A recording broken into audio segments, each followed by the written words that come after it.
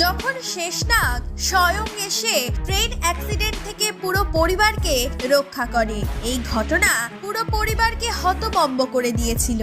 এই ঘটনাটি ঘটেছিল মধ্যপ্রদেশের তরলাং শহরে বসবাসকারী কিষানের সাথে। কিষান বলেছিল ওই দিন যা ঘটেছিল তা একদম যেন স্বপ্নের মতো মনে হচ্ছিল। বন্ধুরা, কি ঘটনা ঘটেছিল কিষানের সাথে সেই দিন, যা আপনাদেরকে বলার জন্য উতলা হচ্ছে। কিষান বলেছিল যে আমাদের পুরো পরিবার শিবজির পরম ভক্ত। যখনই কাজের থেকে ফুরসত মিলত তখনই সপরিবারে আমরা বছরে 2 থেকে 3 বার শিবধাম অবশ্যই যেতাম। একটা সময় ওই বছরে যখন ছুটি পাই কাজের, তখন পরিবারের সবাই ঠিক করি আমরা ওমকারেশ্বর ধামে যাত্রা করব। পরের দিন রওনা দিলাম কারে করে ওমকারেশ্বর ধামের পথে। আর কেউই জানতো না এই যাত্রা অন্য সব যাত্রার থেকে এক স্মরণীয় যাত্রা হিসাবে স্মৃতিতে রয়ে যাবে। কিষান এও বলেছে তার কিছু বাজে অভ্যাস ছিল। কখনো কখনো গাড়ি স্পিডে চালাতো, আবার কখনো কখনো ট্রাফিক রুলসও ভেঙে ফেলতো। কিন্তু তার কোনোভাবেই আন্দাজ ছিল না এই যাত্রায় এই ভুল তার কাছে অনেক বড় মাপের হতে পারে। কিষান বলে ওমকারেশ্বর যাত্রায় আধা কিলোমিটার পূর্ণ করে ফেলে সে। তখনই রাস্তায় রেলওয়ে ক্রসিং পড়ে।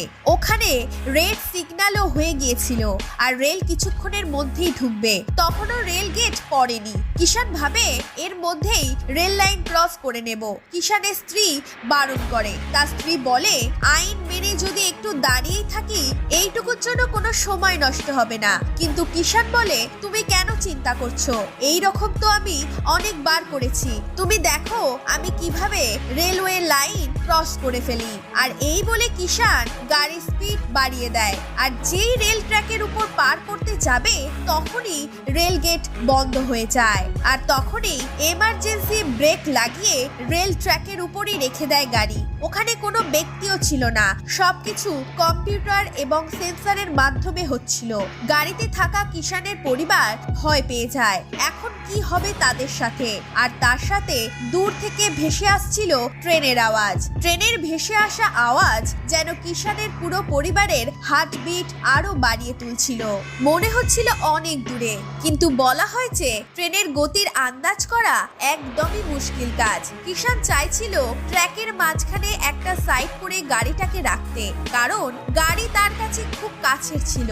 কিন্তু তার প্রয়াস অসফল হয়। যখন সে বুঝতে পারে তার কাছ থেকে ট্রেনের দূরত্ব খুব একটা দূরে নেই, তখন সে তার পরিবারকে কার থেকে বাইরে বের করে সুরক্ষিত জায়গায় রাখার প্রয়াস করে। কিন্তু কারকে বাঁচানোর জন্য সে এত পাগল হয়ে গেছিল যে নিজের কথা একদমই সে ভাবেনি। কিষান এবং তার পরিবার কি করবে বুঝতেই পারছিল না। এই সময় কিষান এবং তার পরিবার একসাথে মহাদেবকে স্মরণ করতে থাকে। কিষান তার ভুল বুঝতে পারে, তার জন্যই তার পরিবার ভয়ঙ্কর দুর্ঘটনার মধ্যে পড়ে যায়। সে বুঝতে পারে এই সব কিছু তার জেদের কারণে হয়েছে। সেও মহাদেবের কাছে প্রার্থনা করে এবং বলে আমি তো আপনার কাছে যাচ্ছিলাম, মাঝখানে বাধা আসে, কিন্তু সশরীরে সুস্থ অবস্থায় ওমকারেশ্বরে পৌঁছানো আপনার দায়িত্ব। কিষানের প্রার্থনা যেন স্বয়ং মহাদেব গ্রহণ করেন। ট্রেন যখন কাছে এসে যায় তখন তার পরিবার চিৎকার করতে থাকে। কিষান তখনই বলে ঠিক সময় চমৎকারিত্ব ঘটে। আমি যদি কাউকে বলি সেই ঘটনা কেউ বিশ্বাসই করবে না। তো বন্ধুরা, আপনারা জানতে চান কি হয়েছিল সেই সময়? বন্ধুরা, কিষান বলে যে ওই সময় হঠাৎ করে আকাশ শান্ত হয়ে যায়। আমার পরিবারের যে সমস্ত সদস্যরা চিল্লামিল্লি করছিল তারাও শান্ত হয়ে যায়। ট্রেনও হঠাৎ করে থেমে গেল। আমার এমন মনে হচ্ছিল যে পুরো দুনিয়া যেন কিছু সময়ের জন্য থেমে গেছিল। একটা বড় জিনিস যেটা আমার কারকে ধাক্কা লাগালো তার ছায়া আমি দেখতে পাই। দেখে মনে হলো যে স্বয়ং শেষনাগ এসেছে।